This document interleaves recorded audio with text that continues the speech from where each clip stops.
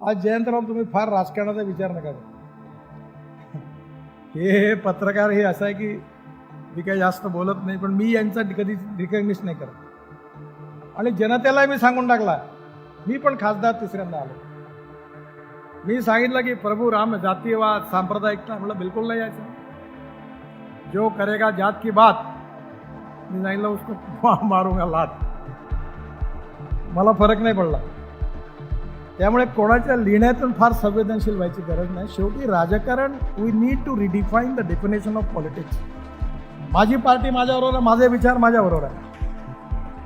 अटल बिहारी वाजपेयींनी मला सांगितलं, ते म्हणाले तुम्ही जोपर्यंत निवडून येत नाही तोपर्यंत पक्षाचे आहात, खासदार आमदार निवडून आल्यानंतर जनतेचे आहात आणि मंत्री झाल्यावर देशाचे आहात.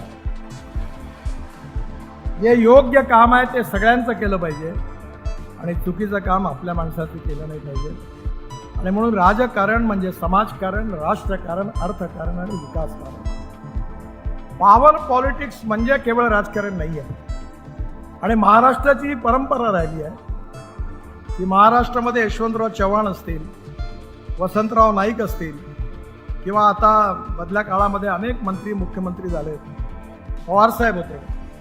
महाराष्ट्रामध्ये इलेक्शन पुरतं राजकारण राहिलं. इलेक्शनच्या नंतर राजकारण नाही झालं. 15 दिवस ज्याच्यात दम असेल तेवढा दम मारून घ्या. जो जिंकल तो सिकंदर, जो हारला त्यांनी पुन्हा प्रयत्न करा.